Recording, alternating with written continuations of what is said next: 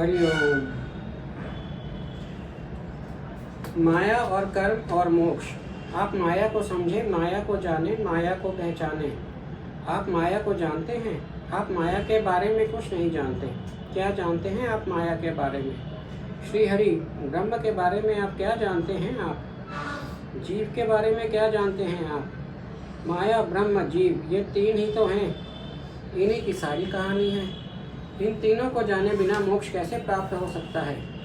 माया, जीव और ब्रह्म, इन तीनों के बारे में आप कुछ नहीं जानते। फिर माया, जीव और ब्रह्म तीनों अविनाशी हैं। क्या ब्रह्म जीव को मार सकता है? नहीं। क्या ब्रह्म माया को मार सकता है? नहीं। क्या जीव ब्रह्म को मार सकता है? नहीं। क्या जीव माया को मार सकता है? नहीं। क्या माया जीव को मार सकती है? नहीं। क्या माया ब्रह्म को मार सकती है? नहीं। अर्थात माया, जीव और ब्रह्म तीनों अविनाशी हैं। यही तीन हैं, यही तीन हैं, बाकी तीन नहीं हैं। बाकी तीन नहीं हैं, यही तीन हैं। इन्हीं की सारी कहानी है, इन्हीं के बीच की सारी कहानी है। तो मोक्ष क्या है? जब जीव माया से परे जाकर ब्रह्म में लीन हो जाता है तब मोक्ष होता है। माया को छोड़ने पर वह ब्रह्म को पा लेता है, और जब जीव ब्रह्म को छोड़ता है तब वह माया को पा लेता है। चुनाव आपका है, आप दोनों को पकड़कर चल सकते हैं, अच्छी बात है, पर मोक्ष के लिए माया को छोड़ना होगा। ब्रह्म और माया प्रत्येक जड़, चेतन और अचेतन सब में समाई हुई है। कोई भी वस्तु हो या प्राणी हो, उसमें माया भी है और ब्रह्म भी है, दोनों ही समाये हैं। जीव में आपकी आत्मा का अंश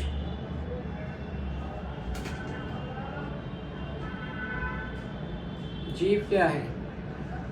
ब्रह्म का अंश जीवात्मा, और देह, इंद्रियां, कर्मेंद्रियां, ज्ञानेंद्रियां, यह सब माया है।